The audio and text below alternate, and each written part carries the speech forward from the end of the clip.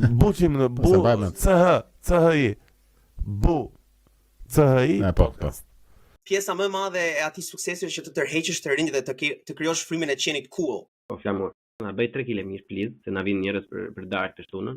Unë funditës nuk bëhem dot politikan se unë kam shumë fiksim pastërtin. Në mënyrë të pandërgjeshme edhe pa dashje, u bëra pjesë e sistemit. Të shikoj se si debatojnë njerëzit kur janë përballë njëri tjetrit dhe jo nga komentet e TikTokut ku thonë vdis bler. Janë pak culturally retarded, duhet ta them kështu në anglisht. Kam gjë më fantastike. Teori konspirative, por sikur kjo kënga të shëmbëllej çfarë është dashur, ai vajzë të bëj që të arrijë deri aty. Po, kështu Buqim në bu, CHI, bu, CHI podcast.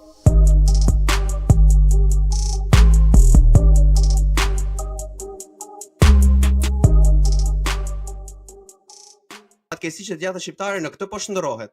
Në një grup njerëz me teori konspirative. Doli ky Belindi. Po. Edhe kishte dalë në foto me Trumpin. Belindi, që emri ka Belind. Kishte dalë në foto me kishte dalë në foto me Belind Kolliçi. Kishte dalë në foto me një emri është sikur ti kush ka dashur. është si emri një personazhi komik. Belind Kolliçi. Do spa do që gjymbabi vetë. Kur nga më të fitojnë zgjedhje dhe direkt na bëjnë burgosur politik. E pastaj Zoti Kolliçi. Do fitojnë zgjedhjet, do fitojnë zgjedhjet, edhe pastaj do na fusin në burg, do na bëjnë ekstradim se jemi tallur me liderin dhe pastaj fëmijët tanë do thonë jo pas e shife. Do I çajnë karin njerëzve kur trit. Dhe kur ka thënë babi im që Belind Kolliçi ka emër weird. Po ishte Juve gallata më madhe kur tha, kujtova si që di fake. Kishte bërë foto me Trumpin dhe tha se mund të mendojnë të rinj shqiptar që opozitë që Partia Demokratike është e izoluar. Ja, ne nuk jemi të izoluar. Edhe tregon një foto me figurën më polarizuese në historinë e njerëzimit, në historinë moderne, në figurën njeriu më polarizuar që është gjallë në historinë e njerëzimit. Dhe tregon që nuk jeni të izoluar. Je goxha izoluar nëse je me Trumpin. Në mbështetës të Trumpit do ta thonë këtë gjë. Edhe ti foto me Trumpin e përdor për të thënë që hajde me nuk jeni të izoluar. Ti automatikisht nëse ke bërë foto me Trumpin e ke ngushtuar rrethin e njerëzve që duan karrierë politike, që janë të rinj dhe mund të angazhohen me ty. E ke ngushtuar edhe më shumë rrethin. Në një vend aq monopartiak dhe aq me demokraci të brisht, ti zgjedh të bësh foto me një nga figurat më polarizuese që mund të friksojnë qendrën e djathtë ose të rinjtë e qendrës e djathtë që mund mos kenë lexuar shumë politikisht dhe po mundon të edukojnë veten e tyre, ti frikson këta me këtë foto. Edhe shumë e drejtë. Je duke shmangur të arsyeshmit në këtë. Anyway, kjo është problemi i djatës shqiptare, një nga problemet e shumta të djatës shqiptare. I don't know his name, but he was the best guy ever. Yeah. What a great guy. Më thënë, kjo është e djata shqiptare. Këto lloj konspiracionesh kanë vendosur për qafojnë. Nuk e di sepse, nuk e di se u krijua kjo tendencë. Si të nuk e di sepse o buri, ose sa më fiksoni mua të gjithë juve që e ke parasysh keni lexuar aq shumë, domethënë, se tani keni kaluar në një modesti që ja keni implementuar vetes. Nuk e di pse kemi shkuar këtu. Si nuk e di më? E di po. Gjithkohës, je qembirqeni që kanë bërë marrëveshje me njëri tjetrin, çdo kush që ka qenë i ri është nxjerr me brek për jashtë, direkt, domethënë, sepse nuk lejoj asnjëherë asnjë lloj mendimi i ri. Ja pra, kështu ari Robi këtu, duke vrarë çdo lloj shpresë, çdo lloj mendimi të hapur, duke munduar të vjedhësh çdo lloj ideje të dikujt tjetër, duke mos ia dhënë Cezarit çai takon Cezarit, e ke parasysh duke i mbajtur gjithmonë ata të vegjël, duke i bërë lista të mbyllura, normalisht. Prandaj është aftësia e krijimit të një frymë opozitare, siç mund shikosh Edi Ramën para 2013-s, është pjesa më e madhe e atij suksesi është që të tërheqësh të rinj dhe të krijosh frymën e qenit cool. Kurse këta vetëm atë s'po bëjnë. Edhe nuk e di se me Flamur Noka bën sa gjëra kështu për shembull, aty shtikon o Flamur. E para fare ka një emër shumë të vjetër, plak duket si një kasap diku, e thonë na bëj 3 kg mish please, se na vinë njerëz për darkë të shtunën. Po që tu ta ke ai Belind. Shikoj, janë disa gjëra që janë disa ignoranca jashtëzakonisht shumë të thella, domethënë. E ke parasysh që bëhen nga shumë persona që figurativisht ti duhet të vdesësh për burrë dhe jot. E kupton? Ti duhet të ikësh, duhet të largohesh, domethënë, e kupton? Lere këtë mentalitetin kështu si martir, jo po do e bëj unë se kam detyrë, kam qenë këtu, kam qenë në kohën e mira dhe më ka thirrur populli, më ka zgjedhur. Just fucking go, lëre. Yeah. Edhe e di që jam unë që se unë shqiptar jam, edhe unë jam shumë aktiv politik si ti e di, edhe hap edhe unë gojen gjatë gjithë kohës, nuk më rri bytha rehat, domethënë për të thënë ndonjë gjë për çfarë lloj gjëje të mundshme kur unë mund të kem pak dije apo shumë dije, domethënë. Por ideja është që ndonjëherë për të mirën e përgjithshme është të ikësh. Edhe çfarë lloj veni ti mund të kesh plak kur mendoj që vetëm ti mund ta bësh këtë gjë dhe asnjëri tjetër, një. Edhe e dyta, do të jesh dhe pak pragmatist që shkentar nga një anë që nëse ky popull nuk është i aftë të prodhoj figura të reja, atëherë ky popull është automatikisht i destinuar për mos të bërë asnjëherë plak. Po. Edhe e meritojnë të jenë aty ku janë. Vetë prezenca jote tregon se çfarë qëndrimi ke për brezat e rinj. Pikërisht pra. Vetëm ekzistenca jote në atë karrige. Dhe gjithmonë kam qenë kritik ndaj politikanëve dhe mënyrën se si politikanët si njerëzit më të pakualifikuar zakonisht përfundojnë duke qenë politikan. I vetmi person që më bënte ta mbyllja gojën, që nuk e thoja dot, ishte Indjeri Gerti Bogdani. I vetmi, sepse ka qenë një nxënës i shkëlqyer, ka mbaruar në të njëjtën universitet si unë, me gradën më të larta, edhe ai thoshte me medalje ari, kur në fakt jo ka qenë vetëm me medalje ari, se medalje ari në Universitetet Amerikane ka disa grada, ka qenë grada më e lartë e medaljes së arit. Në që ka mbaruar. Edhe ma në kohën kur ai ka mbaruar, ka qenë fix fillimi pak para se ose pak pasi Facebooku ishte bër unicorn ose kështu kompani e madhe. Dhe ka qenë medalja arti shkalla më e lartë një nga universiteteve më të mira në Amerikë. Ai në atë kohë në mesin e viteve 2000 mund të kishte qëndruar atje pa asnjë pengesë. Kishte gjithçka ato, kishte një karrierë të shkëlqyer në tek atje. Dhe ka zgjedhur të kthehet. Ishte i vetmi person që ma mbyllte gojën me prezencën e vet. Edhe prandaj ndarja e tij nga jeta e sigurisht ka mbyllur çdo lloj dere për mua që të konceptoj një ndërhyrje me strukturat politike në Shqipëri. Pikërisht pra. Edhe çfarë mesazhi i japim ne të gjithëve që dëgjojnë? Mos u bëj si Gerti Bogdani, mos aspiro të jesh ti ai, mos e mbaj si figurë të lartë që mban Uliadi, bëu që mbiqeni, ha, pi, zhvat, përdhuno, vidh, shaj, ngul kunja, e kupton? Sepse i ndjeri, ka qenë budalla me sa duket, e kupton? Sepse këto lloj mesazhin e japim të rinjve. E ke parasysh? Na fal o Zot. E kupton? Për fjalët që përdorën, po kështu duhet thënë ndonjëherë. E kupton? Në këtë realitet jetojmë ne, domethënë që ky tipi që ti thua që ore valla, ky vërtet e shikon domethënë të kënaq syrin kur i gjyqëton shqiptar. Ore valla, s'ke çfarë thua. E kupton, vetëm do ta presësh derisa të dali në fushë betejë të bëj diçka dhe atëherë do thuash diçka. E pra ky tipi i ndjeri pas dhe unë e let ishte i panjohur nga shumica më burrë. Edhe ne jam i bind të jesh 100 milion % i bindur ti Uliad që dikush kur të postohet ky një klip rreth kësaj do thojë që po i bleon çati ti u erë tash ja e përdor atë figurën e atij për të bërë klip vetë edhe ti nuk e di as nuk e ke mbështetur as nuk e kishe bërë. Unë nga gjërat që kam ndier turp kur mora veç nga komponentët e mëdhenj që më shkruan mërzi, ishte për mënyrën si unë kam gjykuar kandidaturën e tij për primaret e Tiranës, sepse në mënyrë të paftyr vet, mbaj mend se kur ndron dikush jetë mendon mendimin e fundit që ke patur për të, është instinktive. Për shembull, kur ndroi jetë Kaderea, mendova mendimin e fundit thash, pretty accurate. Edhe ne do e Kaderea thash mendimin e fundit thash, nailed it. Vazhdo një jetë mirë. Kurse për Gerti Bogdan mendova mendimin e fundit, edhe mendimi i fundit serioz ishte kur ishte kandidat për primaret, thash, jo po ky nuk e bën dot lojën e Erion Velis, edhe prandaj nuk duhet të jetë për primaret. Pra mendimi im i fundit nuk është ishte keqe për të menduar.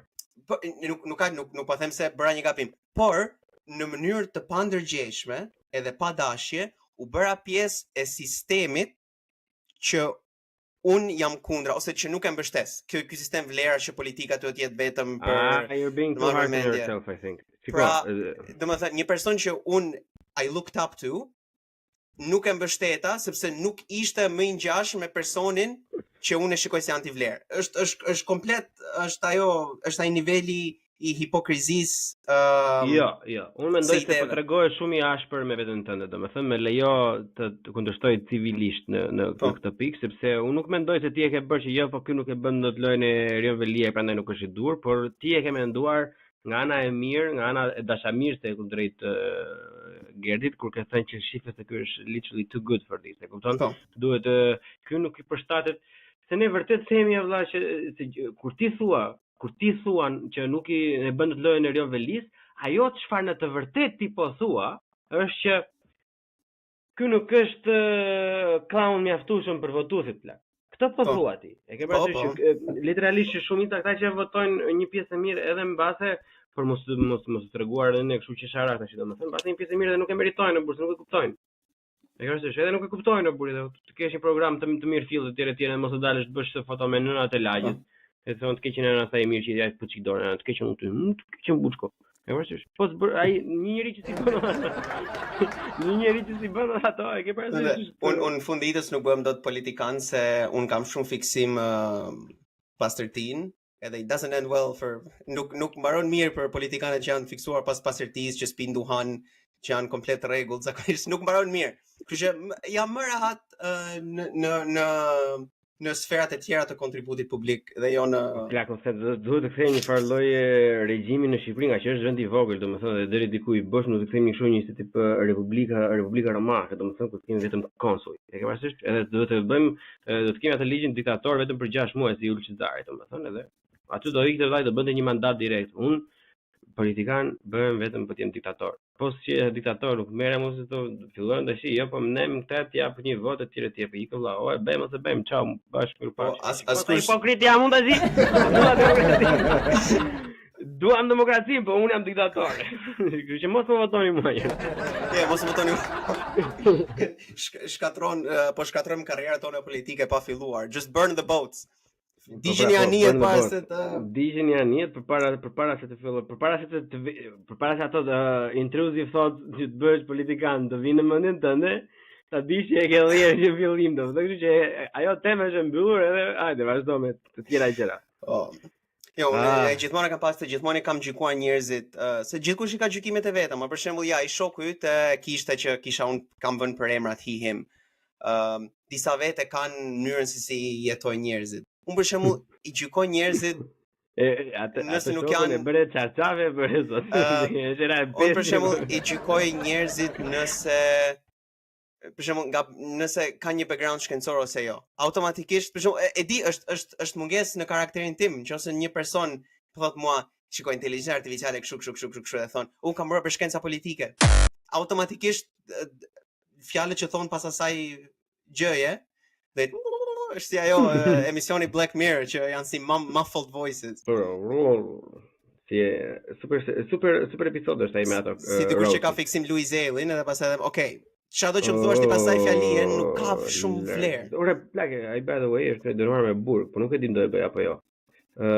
On a different note. Ke dëgjuar gjë për atë lajmin që Noisi mund të jetë gay? Nuk na interesoj. E kaloj. Kush mund të jetë? Një sekond. Kush mund të jetë? Më thuaj edhe një herë ta dia gjë më mirë. Thuaj edhe një herë fjalën që the. Po të dëgjuar fjalën nga e para, mund të bëni scroll back tek nuk do të qëndroj fare, do ta lëm këtu. Nuk e di çfarë mund të jetë puna vetë ashtu. Nuk e di, digjën në ai way, se çfarë më tregojnë njerëzit në për këto. Ore, unë po lexoja po bëja këto se kam qejf të bëj edhe kështu si i zgjuar ndonjëherë domethënë. Jena mbretëresha. Yes! Jena mbretëresha kryesore tek kësaj nate. Nuk gatuaj, nuk pastroj, por më lër të them. Tot na fal. Duke lexuar tregime të mosshme shqiptare, unë e vë re edhe një çik këtë depresionin mitik edhe legjendar, jo depresion, s'është depresion, është kështu si tip anxiety ose si tip emotional breakdown në legjenda shqiptare, domethënë. E kështu që këtë muj, e këtë Gjergji, kështu Gjergji kur fillon që qanë motra kthehet kullës. O zoti të vrap to kulla ime që ma le shiu këtu. Kështu është muj prap kështu. O kulla ime u rrnofsh të bulofshin gjethet. Tek Ymer Agulçini, domethënë jeta gjë kështu, edhe futen në mallkim domethënë. Kot fare aty ajo kulla te cepi atje. Po çat bon unë s'bona ndaj gjë, kupton? Si e shpjegon ti gjithë të mllef që gjithmonë për to legjendat dhe mitet shqiptare, ne kemi qef të mallkojmë këto sende që nuk kanë jetë. Domethënë sigurisht ata është kështu fiks po me urën shpatën domethënë. Po shqiptarët mallkojnë edhe njerëzit shumë lehtë, jo vetëm sende që s'kan jetë. Ore njerëzit se bën sens njeriu, se njeriu e kupton është një qenie që nëse i bezon të gjëra do ndihet keq, e kupton edhe okay. Ti me atë intencionin të keq, tonin e bëre njeriu të ndihet keq. Po ajo është gurë plan. Nuk është një strukturë mbajtëse. Si di, popit e Ballkanit e kanë këtë, jemi pak si të zemëruar, si gjithmonë me nerva. Po sidomos shqiptarët. Jemi në pubertet. Jemi në pubertet. Kemi akoma të dashur edhe ka fajin sepse ato të gjitha duan lek. Se ndryshe nuk vinë. Po, prandaj është janë fakt kjo është për më vonë. Dhe i them disa kështu skuqe për disa aktorë të famshme që kanë qenë duke studiuar te universiteti im këtë vitin e fundit, dhe do të them se është gjithmonë ashtu, sa do lek që të kenë gjërat gjithmonë ashtu. Nëse ore, një nga që me gjithë shokët e mi pasaj që fora, shok vërtet, domethënë. Më pëtën si që ta bën o plak, se nuk po bën më stand-up. Janë mërzitur pak njerëzit në fakt. E kupton se shikoj një pjesë mishën ndjekin, jo domosdoshmërisht janë në aty ku jetin në Angli e tjerë, domethënë edhe ti tani nuk po them që ke 4000 orë material online, e ke parasysh po. Ma do lloj tregu që kemi ne me ata njerëz që qarkullojnë, domethënë njerëzit kanë pëlqyer goxha, domethënë i duket pak çudi që një person që të themi të vërtetën domethënë pa u lëpirë shumë, relativisht i suksesshëm pak. E kupton, relativisht i suksesshëm në materialin e nxjerrë dhe bërë publike për njerëzit ishte relativisht e suksesshëm, domethënë njerëzit ishin të kënaqur me materialin që ishte, domethënë dhe prandaj edhe i bëjnë çudi që nuk është se ky dështoi më vëllai dhe nuk qeshë njëri e bollizuan dhe iku, po ishte një person që vërtet e mirëpritën, vërtet e pëlqyen domethënë dhe qeshën njerëzit me të dhe prap iku. Po, kjo është Po, në mbrojtjen time, kontenti im ka qenë më shumë, outputi ka qenë më shumë shkencor. Në Google Scholar për shembull, mund shikoni që kam qenë shumë aktiv me publikime gjatë kësaj kohe. Po jo me komedi. E para është edhe thjesht koha. Nuk kam patur kohë, po kjo është më shumë justifikim. Arsyeja vërtet është që është një fazë në stand-up, sidomos në Angli, kur nuk jema open mic që thjesht merr kamerën, t'japin 10 minuta kohë dhe ti bën më të mirë edhe ikën, edhe atë video e merr repret edhe vendos aty. Kur kalon ai stad, nuk kemi rritje artistike duke performuar në audienca që janë thjesht kanë ardhur për të parë një shfaqje falas open mic. Sepse nuk mund të zhvillosh gjëra më komplekse. Po. Edhe vjen një periudhë që duhet të shikosh përtej Oxfordit e Londrës, në vende të tjera, ndërmjet dhe përtej, ku duhet të kryesh më shumë shfaqje, duhet bësh shfaqje profesionale, pra ku punësohesh ose ku performon përpara një publiku që ka paguar për bileta.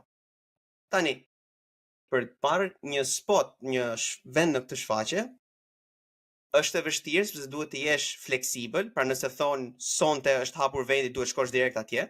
Po. Dhe duhet të shpenzosh edhe të jesh sa më i gatshëm që të shkosh atje direkt. Pra duhet të kesh kohën edhe mundësinë për të shkuar atje. Tani kjo bëhet pak më e komplikuar nëse je një student doktorature, ku të është dhënë një kohë e limituar fondesh dhe burimesh për të bërë punën tënde. Dhe është ajo ideja shqiptare që mua do mbaroj koha, duhet bëj më të mirën e doktoraturës, sepse kjo doktoraturë më vonë do vendosi çfarë pozicione pune do marrun, edhe gjithmonë, sidomos në fushën e inteligjencës artificiale, gjithmonë është dikush më i fiksuar. Edhe të gjithë njerëzit do ngrihen në nivelin më të lartë fiksimit, që është ai ekuilibri Nash. The Nash equilibrium, ku askush nuk përmirësohet duke devijuar nga strategjia, është që të punosh pafund dhe të kesh sa më shumë output shkencor, dhe për ta bërë këtë duhet të jesh pafund duke testuar, duke bërë eksperimente.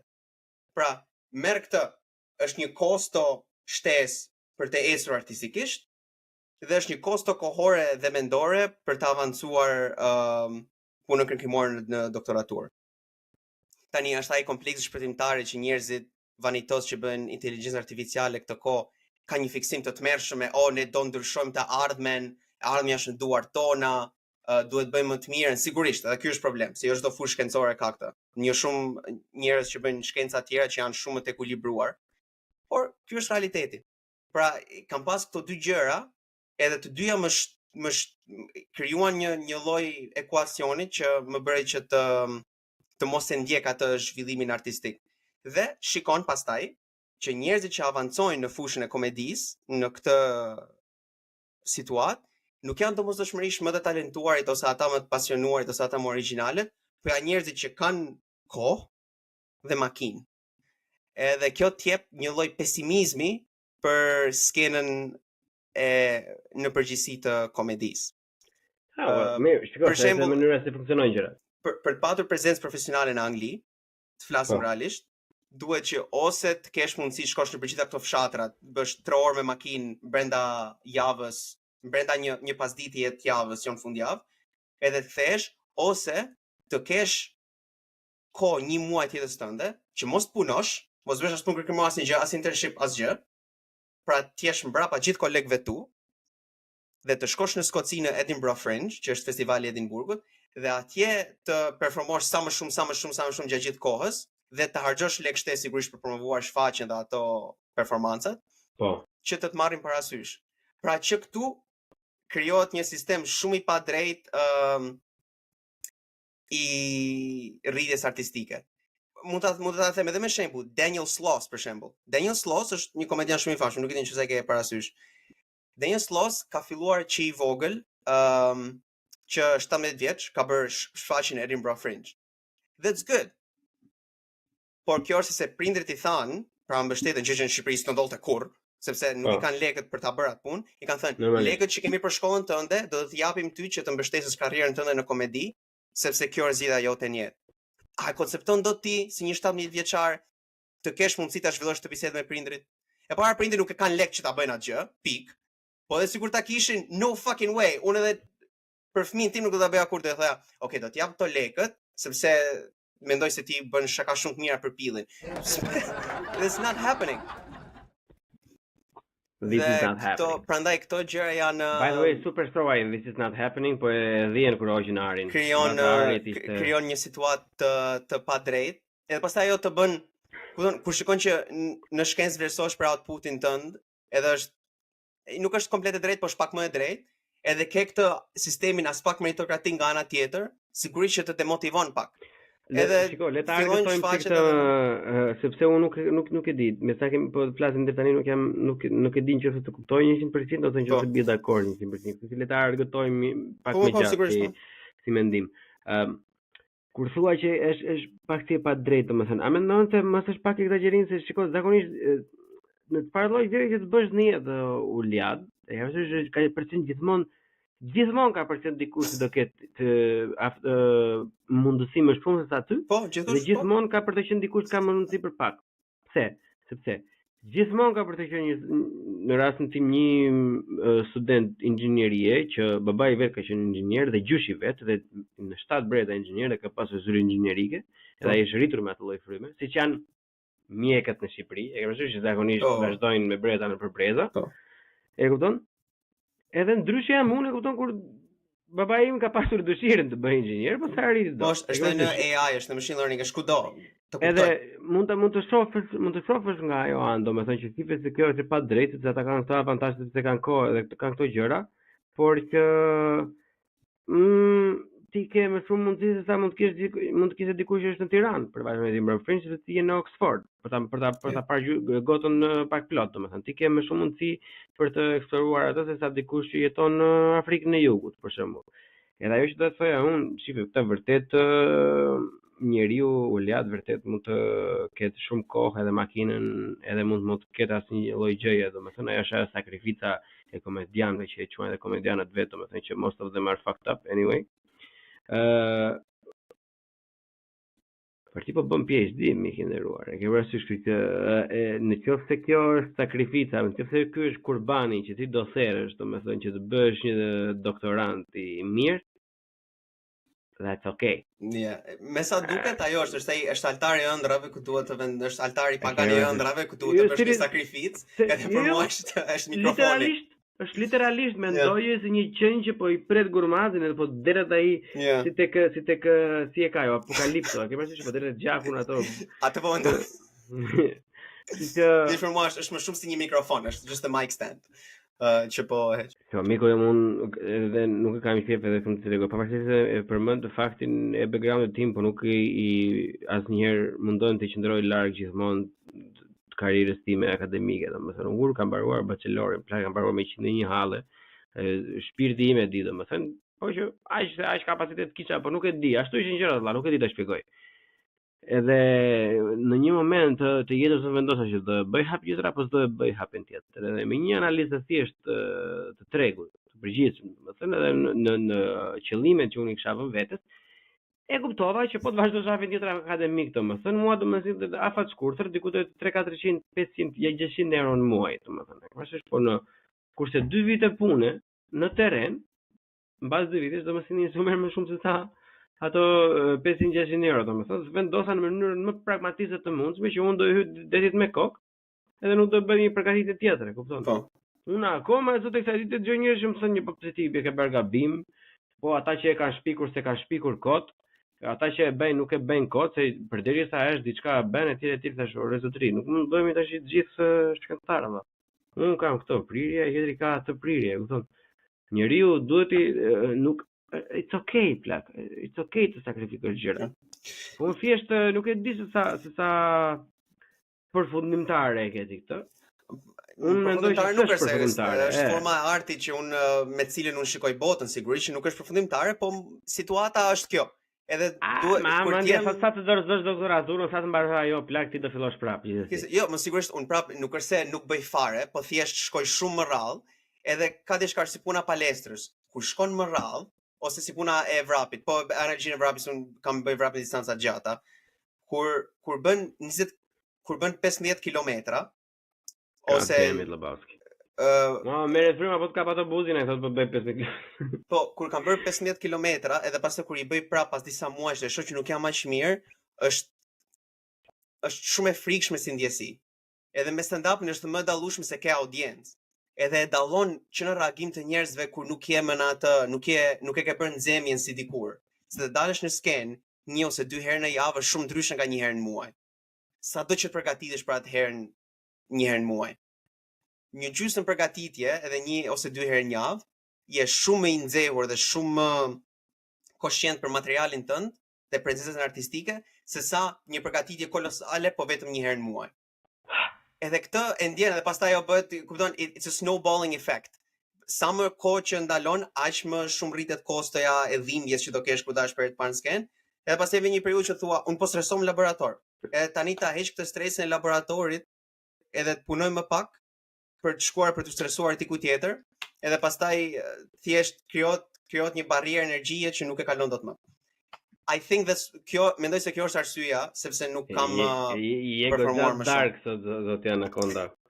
Që unë edhe vazhduar edhe, domethënë unë sa jam kështu pul, tamam pul, domethënë që nuk më mban bytha për hiç gjë, atë që ta provoj atë open mic-un, me këtë që po më thua sot valla ai e ka për të shtyr edhe një 10 muaj on top. Ka shkruar sa ka këto kohë. Çka kam bërë këto kohë të fundit plako? Kur shkruaj ta bite, i shkruaj 3-4 herë domethënë. Edhe pastaj e regjistroj. Dhe i dëgjoj vet. Fucking garbage. So sad. Ja na i dëgjia plagë kuptoni them, bëhet të prov, ç'a bën, o budalla e drejtit. I ka të drejton ai projekt. Bëj atë punë që ti e pa i lek. Punë ke ti me këto gjëra. Unë rikthimin tim e kisha bërë plan që kthesh në Shqipëri nuk do bëja stand-up fare në dhjetor. Pastaj se si erdhi nga hapësira, ai prifti ortodoks që nxorri syri. edhe mënyra se si e shfaqi syri, edhe si ishte video në të vërtetë, mënyra, domethënë, ajo ishte edhe pastaj intervista që bëra ai më vonë, më ka dhënë material pafund. Jam shumë i njohur. Të lutem zoti doktorant Uliat Brdita, të lutem bëj një reklam 20 sekonda sa unë të shkoj të marr birrën tjetër. Okej. Edhe do flasim pikërisht për këtë temë. Okej.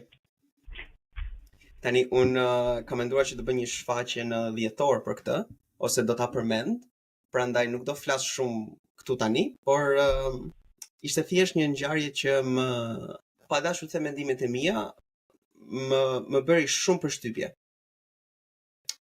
Dhe jam shumë interesuar të di se çfarë pasoja shafatgjalla do të ketë. Buxhi podcast është një podcast shumë cool. Jeni këtu vetëm me mua. Iku Buxhi, unë ndoshta jam tani si ai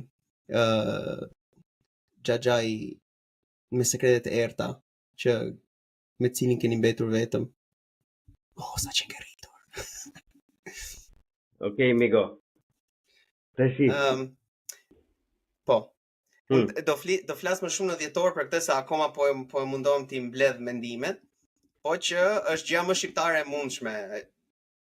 Mënyra se si u trajtua, mënyra se si po shikohet, kush është prezantuar. Domethënë gjithçka për këtë është comedy gold. Që nga fakti që është Florian Bina që prezanton këtë, që nga fakti që flasin për hipokrizin, që nga fakti që është syri, duke parë programacionin e syri këto muajt e fundit, është thjesht një sketch i bërë në tërsinë e vet. Shiko Vlasko, ideja është që unë jam i pa përgatitur për të folur për shumë gjëra që i takojnë problematikat sociale në Shqipëri, domethënë. Nuk kemi se flasim fare për atë, po them si rast që gjithmonë realiteti të servir. Përveç pjesës komedike, domethënë ajo është kapaciteti jot kreativ, domethënë ajo është puna jote. Unë nuk do të flisja për ato, unë do të flisja për të gjithë si gjën, mënyra se si trajton. Se shikoj sa ndodh plak, një mision i tillë që ngrej reputacionin duke në fakt me disa gjëra të mira për shoqërinë, ku nxjerr demaskon predator, pedofila e tjerë, domethënë kur ngrihet reputacioni këtë dhe bën një lëvizje të tillë. Çfarë tregon kjo për këtë lloj emisioni dhe për atë të beson? Edhe ti e beson që mund të ketë qenë vërtet job apo se nuk do ta nga ana me komike. Nuk kam mjaftuar shumë dhëna për të thënë nëse ka qenë ose jo. Por di që aq sa treguan ata është komplet e pa bazë. Nuk kanë treguar asgjë në atë segment që mbështet ndonjë gjë me që ja vlen ti kushtosh vëmendje. Ekziston një është fakti që Theksi Shkodran që bën Prifti është 1 milion herë më i mirë se ai Florian Binaj. Këtë e them me shumë siguri, ajo më bëri shumë përshtypje. Më bëri shumë përshtypje sa se mbaj mend ç'a ndodhi më vonë. Po ti nga Shkodra brenda apo jashtë? Ore, më brenda se duhet. Më brenda se duhet. Dëgjoj online tash. Pyetja që bëj unë është që jam aq brenda se Luiz Elli më duket jashtë. S'kam dëgjuar kurrë në familjen time që dikush të flasë Luiz Elli. Aq brenda Shkodrës jam. Megjithëse më duken një çik weird gjithë Shkodrës. No offense man. Jo më weird sa më duken mua vetja ime dhe njerëzit të Shkodra. Ky ka qenë unë nuk e di këto gjëra që ky pas ka dalë hapur kundër këtyre martesave etj, domethënë nuk e kam ndjekur unë për në kontakt me figurën e këtij, domethënë në fakt kam rënë në diçka që është që ti e di që edhe mua më intereson si gjë, domethënë për të diskutuar që është për manastirin e Deçanit, që është ka qenë manastir katolik shqiptar, domethënë, që është dokumentuar nga gjermanët se ne të ham unë, për veten tonë ne asnjë gjë nuk bëjnë, e kupton, po shqyr që ka austriakë dhe gjerman që dokumentojnë ai gjë kështu, që çka ka ndodhur përpara X kohërave, domethënë. Edhe në gjithë atyre momenteve, domethënë, duke folur shumë për disa nga ato gjërat nacionaliste, domethënë, sulmohet. Mua nuk më intereson se çfarë ai është. Për mua luan zero rol asnjë lloj gjëja, domethënë, po më mënyra se si portretizohet, thjesht dua të arrit të kuptoj, nuk ka rëndësi fare është fake apo jo. Cili është the end goal? Çfarë është qëllimi i këtij demaskimi? Nëse është i vërtetë. Hajde marrim vetë. Çfarë është qëllimi i demaskimit? Exactly. Why the fuck duhet më interesoj mua jeta e tij që bën ose është komplet valide? Pikërisht. Dhe njerëzit që kanë më shumë problem, kthehemi te ajo hipokrizia që përmendëm në fillim, janë përrisht njerëzit që nuk janë fetar. Njerëzit që këtej nuk janë fetar thoshin, jo po se ky teknikisht nuk njihet nga kisha ortodokse. Ti nuk beson te asnjëra prej këtyre. Ku është problemi yt pra këtu? Pse ke problem ti që nuk e njeh filan kish, po njeh kjo kish? Është një absurditet i madh që njerëzit sa më ateistat janë, aq më shumë bëhen të zellshëm për mënyrën se si ndjekin të tjerët fen. Edhe është refleks shqiptar më shumë si gjithë njerëzve të tjerë. Kam takuar shumë ateista këtu. Asnjëri nuk është aq radikal edhe aq vëzhgues i feve se si shqiptarët. Është kombinimi i sigurimit të shtetit me ateistat krijon këtë sferën shqiptare. Po shiko ti, kam parë, thua që e kështu, ke këto besime, po të kam parë unë atje, kam disa përgjime të tua, e di çka ke bërë ti, e di. Është fix ai muskuli i sigurimit të shtetit që akoma e kemi, që s'na shqitet. Pikërisht të buridheut. Edhe unë po them që nuk dua të jap shumë frymë kësaj, po nuk ka mundësi domethënë që figurat e tilla me të gjitha tëmetat e tyre që nuk dua t'i mbrojnë asnjë momenti sepse unë nuk kam as interesin, po as kapacitetin. As kapacitetin nuk e kam për t'i mbrojtur për çdo gjë, domethënë, po ka një lloj epidemie në Shqipëri që figura që hyn në ca tema domethënë që thonë që Shqipërit se neve vërtet duam jemi europian dhe kemi këto ligjet për minoritetet më të mira në Ballkan që I kemi. Edhe tjerë, edhe po na shtypin, po na marrin këtë, po na zhveshin nga kultura. Çdo individ që nxjerr në pak këto tema, plako therret në një lloj mënyre, bëhet kurban, domethënë, njëri me skandal, tjetri jo po se është kështu, jo pa I pi, e kupton? Jo po se ky tjetri ka pasur dashnore, bredh e tjerë, janë disa gjëra domethënë që fatkeqësisht funksionojnë në këtë realitetin tonë të trisht, domethënë, por që nuk janë të denja, po ti marrësh kështu për popullin, domethënë. E ke parasysh se ai në 101 të zeza që kishte, domethënë, nëse është e vërtetë ashtu, ai unë dua të di qëllimin, nëse kjo I vlen dikujt për diçka, atëherë po, nxire. Pikërisht, e them atë që do ta thoja. Nëse ky është një individ që del dhe do I vrasim LGBT-të, do I vëmë në turën e druve, nxire. E kupton se you are trying to make a point. Kanosia është vepër penale. Pikërisht, pra, se është vepër penale, por tash nëse ti është njësoj si ajo edhe arrestimi I Zali Berishës së Buridheut. Ne I bëjmë gjërat gjysma Oliat. Po mirë mos e hëngësh darkën.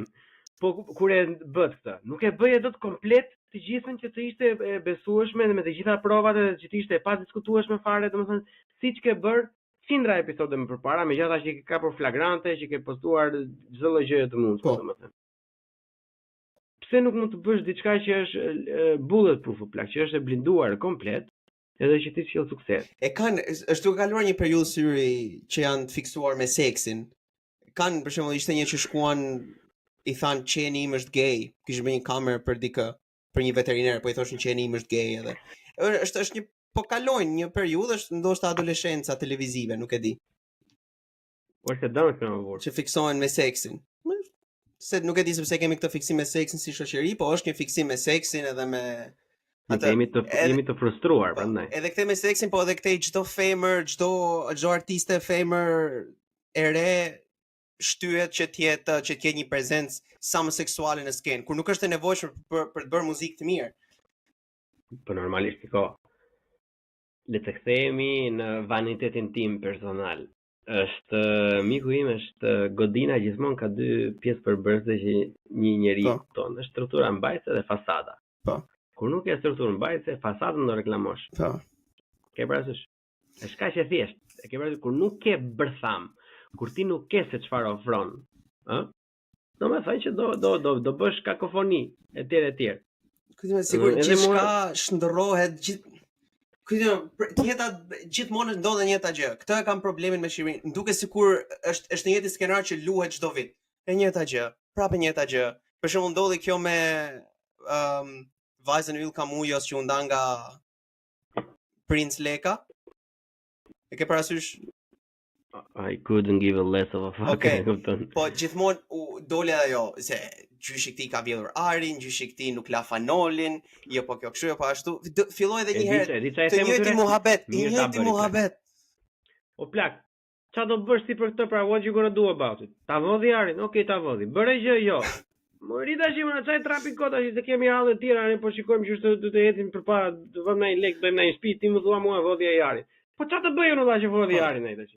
Ose fiksimi I njerëzve që duhet të ruajmë. Dalim te kjo pak që përmendë ti, ruajtja e kulturës, sulmet nga forcat, kuaj të ndryshëm të Trojës që po parkohen në kufit shqiptare që po hynë nëpërmjet maskimeve të institucioneve edukuese ose fetare këto gjëra. Po, okay. Që duhet të nënvizojmë, Uliad, që kuajt trojan që parkohen në kulturën shqiptare I përkasin si botës konservative dhe asaj liberale. Padyshim, pikërisht. Do ta theksoj. Ajo që duhet të them unë, nuk është njëri më I mirë se tjetri, janë të gjithë qenë qeni. Ajo që duhet të them unë pa dashur të dukem as si kështu relativizues moral, as si gjithë ditur, është në botë kuptimin tim se si funksionon kultura, askush nuk do ka për borxh ruajtjen e kulturës. Askush nuk të ka për borxh që thuash, mos ta vëmë këtë se kultura e tyre është ndryshe edhe nuk ka përshkuar. Gjithsecili, çdo organizëm, entitet, gjithçka e ka për detyrë ose e ka pjesë të instiktit që të përmirësojë jetesën e vet. Dhe ideja e të parit të kulturës si diçka që tjerët gjithë bota na ka për borxh që ta ruaj, është pak naive. Komuniste. Po ajo që pret nga shteti. O po pse Europa e ndihmon Edi Rama? Po e mbështeti Edi Rama, do ta, pse mos ta mbështeti Europa? Çfarë ashtu ka? Ose po shikoja është një kjo video është Mamushi, është një video Megan Thee Stallion, është një music video. Okay. Edhe del Megan Thee Stallion edhe kërcen në një sfond japonez. Është si gjysmë japonisht, gjysmë rap kënga. Nice. Dhe del ajo e veshur në një mënyrë jo japoneze, edhe del duke kërcyer me element të kulturës japoneze. Në Japoni askush nuk I është rruar për çfarë ka ndodhur. Imagjino sikur kjo të kishte ndodhur në Shqipëri, çfarë klifmash do kishte ndodhur që po vinë të na shkatrojnë kulturën, shteti pse nuk bën dot gjë, njerëzit pse nuk bën dot gjëra, sepse njerëzit mendojnë që janë entitled që dikush të ruajë kulturën përveç vetes vet. Nëse ti nuk ke kohë që të aktivizosh komunitetin tënd, të flasësh me fëmijët e tu për vlerat dhe kulturën që ke, do ta bëj dikush tjetër. Mund mos jesh ti, do ta bëj dikush tjetër. Kështu që kur ti nuk e bën vetë, natyrës plak. Po. Prandaj këtë nuk mundoj se Megan Thee Stallion, që ta parafroj tek argumenti jot, nëse nuk e din, ka qenë para duke kaluar 5 vite tash, se mbaj mend, ka qenë Capital T, ka bërë një video, domethënë ka pasur një këngë, ka videoklipin e një këngë me thethin në background, domethënë dhe ka hequr kryqin sipër, domethënë. Se ishte prezantar musliman vetë, domethënë, me autoritet e tij, arsyet e veta valla, e kupton, e ka prezantar musliman. E ka ndier të arsyeshme ai, domethënë, kush e di, kush I ka bërë sponsor ose audienca që ka, e ka ndier të arsyeshme që të heqë kryqin, domethënë, ta lej vetëm ashtu. Edhe ishte kjo e të gjithë këtyre kryqtarëve, domethënë që thoshin jo, po pse hoqi kryqin ky është turk, është arabe, merr lek nga ato, merr, po mirë valla. Në rregull. Ai është turk, është arab. Okej. Bëhet një këngë, vër 4 kryqa. Me pse se bën vetë valla? Pse se bën vetë? Megatek bëhe mirë, bëhe vetë. Megateku na bën ai sponsor, na duhen ai çik. Po shumë herë përmendim. Po është Megatek edhe referin çdo beqari. Është nuk e di sepse është kjo entitlement, nuk e di si duhet përkthehet entitlement në shqip, po ideja që dikush ta ka për borxh të ruajë kulturën përveç vetes tënde.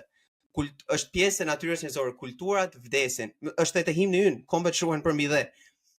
Kombet shuhen për herë. Shumica e gjenocideve në historinë e botës janë të suksesshme, kulturat vdesin, asimilohen dhe ndryshojnë. Gjatë këtij procesi dinamik ndryshimi, si do të marrësh pjesë ti dhe unë që ta formojmë botën sipas mënyrës tonë. Jo, shteti. Ku është shteti? Po shteti duhet ta bëjë këtë. Po, shteti duhet ta bëjë këtë. Shteti, nuk ka shtet sot atë. Hajde Ilimeta u bë shteti, më stresin kur dilte protesta atje burë. Shikoj, askush nuk ta ka për borxh ruajtjen e kulturës, njerëzit e kanë, jo po bën këta kështu, jo po it's fair, mund të ndryshon edhe ligjin nesër. It's fair game. Çfarë bësh ti që ta ndryshosh? Normalisht të burrë, nuk mund të bëj tani të censurosh burrë. Unë jam edhe proponent si thon tash, po na merret dhe goja. Domethënë jam për një lojë të hapur, domethënë, po nuk mund të thuash ti që jo, po pse po e bën serbi këtë që po bën? Plako, edhe ti po të ishe serbi do bëhet një gjë. Loja, problemi është tu. Loja është e hapur sidoqoftë. Ne duhet zgjedhim të jemi dakord dhe të bëjmë paqe me faktin që është lufta kulturore e hapur. Edhe kjo idea që jo, po duhet jemi normative dhe të bëjmë këtë, të bëjmë atë, thjesht nuk funksionon, nuk ka vlerë. Prandaj këtë po shikoj se ne I duam dorashkat në raste kur janë gjëra të mëdha dhe që s'kemi fuqi vetë. E ke parasysh se kur zihesh me vllajin për tokat, dorashkat hiqen. Jo, që qembesheni vriten me një kallash, me një pistolet që e blejnë me gjysmën e lekëve të tokave që shesin, domethënë për të vrarë vllajin, vret dhe veten në fund dhe ai të bashkë mirupafshim. E ke parasysh, për këto gjëra nuk ka dorashka, as moral, as korniza, as norma. E ke parasysh, kurse kur janë gjëra të mëdha, e po se kur ishte ai tjetri nuk I bën ato. E po Enver Hoxha vetë linte pa bukëre, po ja tregoi vendin grekut. Të shkërdhevte Enver Hoxha përpara edhe mbrapa, domethënë është. Kjo është turp për burri dhe është fatkeqësi e burr. Edhe në funditës njerëzit apatik gjatë regjimeve, gjatë çdo lloj sistemi që edhe nuk janë përfshirë, por edhe nuk kanë bërë mjaftueshëm, faktikisht mbase në këtë grup futem edhe unë vet. Ata janë ata që I vuajnë pasojat në mënyra fatgjatë. Xhelatët edhe përdhunuesit e sigurimit gjithë kanë vdekur si sot rinj. Të gjithë kanë vdekur shumë rahat. Ata që janë gjallë janë në rregull shumë mirë. Biles kanë qenë edhe aktivistë të drejtave të njerëzit. Disa delegacione të profesorëve që janë akoma sot në Oxford u kanë folur, thanë u kthyen para dhe pas rënjes së qeverisë, edhe gjithë njerëzit që takuam si antar qeverisë ishin punonin tek teatri I operës dhe I baletit sipër që ishte Komiteti I drejtave të njerëzit. Ja urdhë. Ose diku tjetër. Domethënë është ata e kanë rregulluar veten e tyre. Njerëzit apatik e hanin në fund. Ti mund të mendosh se apatia në mënyrë ndryshe shkurtë, ti je apatike, mos të merresh, jo po se kështu e kam unë, mund të t'japi një siguri për momentin, dhe është e vërtet, po në mënyrën afatgjat, apatia ka koston më të lartë. Edhe më të lartë se disidenca, edhe më të lartë se, ndoshta jo më të lartë se disidenca, edhe më të lartë se tirania, edhe më afatgjat se disidenca, se disidentët vdesin. Disidentët vdesin, kurse apatia do rrish gjallë të I vuash pasojat e veprimeve. Disidentët vdesin dhe bëhen martir, kurse kur ti je apatik dhe I larguar ti vdes, edhe nuk ke asnjë lloj grimce plak, të mban mend atë. Do ta thoja këtë punën e martirizimit, e the ti se pata paksi droj ta thoja, kjo është, domethënë kush e dëgjoj fjalën time me këtë fjalën e fundit që tha Buçi, edhe vendoseni aty, ai është mesazhi. Pikërisht pra, e ke parasysh, shiko. Njeriu duhet të bëj paqe, kjo lidhet fikse me ato që po thoshe ti me komedinë plak. Shiko, nuk duhet të ketë frikë individi të bëj sakrifica. Edhe secili I bën sakrificat në bazë të letrave që ka në dorë, e kupton? Sepse dikush, nëse Uliadi sakrifikon komedinë që të vazhdoj PhD-n, nuk do të thënë që unë duhet të sakrifikoj komedinë që të vazhdoj të tjetrën. Unë sakrifikoj atë që kam. Unë nuk mund të sakrifikoj një gjë që nuk e kam. Nuk mund të bëjmë kaq patetik, domethënë, sepse një Uliad ekziston. A ekziston një Bleon? Është pyetja. A do të ekzistojë një Bleon ose çfarë do të bëj ky Bleon? Që sot ylli rakipi, ore mund të bëjmë asnjë gjë, kupton? Po ne përpiqemi. Unë komedinë nuk kam ndërmend ta lë kurrë, po situata është e tillë që është një funksion kostoje, edhe ai funksioni kostos sa më I saktë jetë, aq më mirë dikton optimizimin e të ardhmes time. Kaq është. Na tregojnë çik për ato aktorë që studiojnë tash, që më thej çfarë do të tregoj çik më vonë. Jo, ata është pas kamerës, nuk është ndonjë gjë shumë interesante, jo. Okej, pas kamerës, për të dëgjuar pas kamerës, plako në Patreon, në Patreon, e kupton. Nuk do jetë as në Patreon, por që në Patreon po mund të jetë. Një gjë super cool që do ta ndaj me ty. Tani, është një titull, është një libër quhet Delicia nga John Dickey. Ose John Dick. Është Dick me një e në fund. Se di si është lexon njerëzit. Tani ky është libër për kulturën jashtë. Ky është libër për historinë e Italisë të treguar nëpërmjet ushqimit. Dhe nuk e di nëse e di ti, po ose kushdo që ka takuar italian ose është rritur në Shqipëri, e di që është ky miti që italianët thjesht gatuajnë më mirë plak. Italianët e kanë e kanë në vete, jo po kanë recetat e gjyshes, burrat italian kanë recetat e gjyshes, të salcës, e këto Burrat italian janë gay, nuk e ke bërë mato grudon ti. Fshatrat në gjyshet në për fshatrat italiane që në kohën e Perëndërisë Romae kanë recetat e vjetra të pastave ashtu. Të nëza gjithë kjo propagandë fashiste. S'ka asnjë vlerë, asnjë provë që kjo ka ekzistuar. Shumica recetave janë zhvilluar ose nga fabrika, ose nga familje fisnike, nga pozicionimi i tyre në rrugë tregtare. Armiku më i madh i çdo lloj socialisti sot e kësaj dite të kuptoj dhe të pranoj faktin që shumica e çdo lloj zbulimi në çdo lloj fushë të jetës janë bërë nga familje fisnike. Familje fisnike dhe tregu i lirë. Se familja fisnike janë thjesht familje që kishin para nga tregu i lirë. Prandaj është më lehtë për dikë që të thotë, jo po, gjyshet shqiptare pas kanë qenë kare, s'kan ditur ti shpikin këto, po gjyshet italiane po. Gjyshet shqiptare që kemi më të metne, kurse gjyshet italiane pas kanë patur këtë aftësi që të shpikin salca të ndryshme. Dhe është thjesht propagandë e Mussolinit, ajo që ka ndodhur edhe kaq. Jo, po thjesht do të kuptosh dhe faktin që salcat plak si gjë janë thjesht e ke do ata salcën domates, po hidhin në gjë tjetër, provoje. Ben. Po beri mirë, po s'beri s'ka gjë, provoj tjetrën. Edhe shumica gjëra italiane nuk janë as nga Italia, edhe as kafja, as domatja nuk janë pjesë e bime endemike në Itali. Pra është pasojë e tregut lirë, pasojë e rrugëve tregtare, nuk ka pse ta fshej, nuk ka pse të sillemi sikur është kjo. Këtu nuk bie 100% dakord, sepse nuk është italiane. Po they are the one who told the joke louder.